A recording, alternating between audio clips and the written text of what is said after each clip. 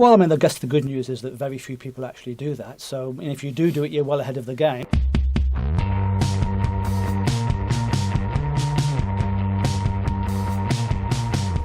Steve, in all the discussions we've had so far, you've bandied the word value a little bit, and I know I use it a lot, and it gets this hackneyed sort of feel to it. We all say we've got to focus on value for the customer. I'd like to explore that a little bit more, and it is a hackney name, isn't it? It is, yeah.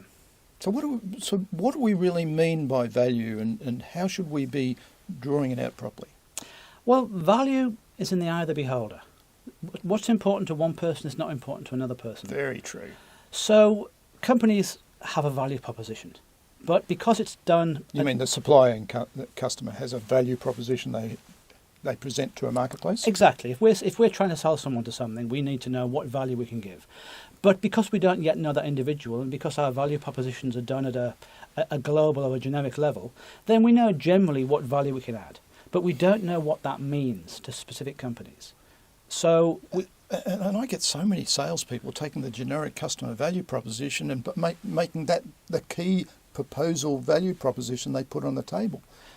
Well, you've got to start somewhere, but you've got to find out what's important to the particular company. But I'm talking about down the track when they've done all their discovery and they still use the generic value proposition. No, it's just that. Well, you can be lucky and it does work, but a lot of the time it doesn't.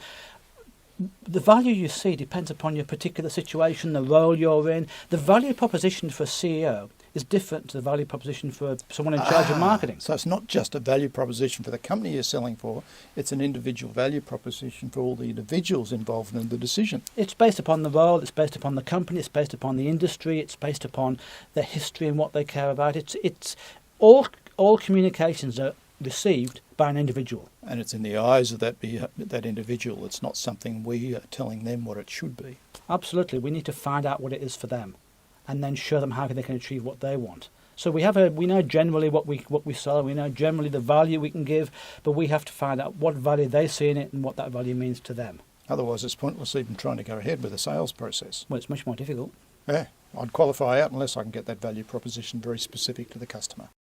Well, I mean, I guess the good news is that very few people actually do that. So if you do it, you're well ahead of the game. And if you don't do it, you're slim with a chance. But, so it can be done without it, but it's much more difficult. So the bottom line is value is in the head or the eyes of the beholder. You have to understand how they perceive value, and that requires a great deal of questioning, discovery, to really understand that before you're in a position to even think about what solution you're going to put on the table. Great advice, Steve.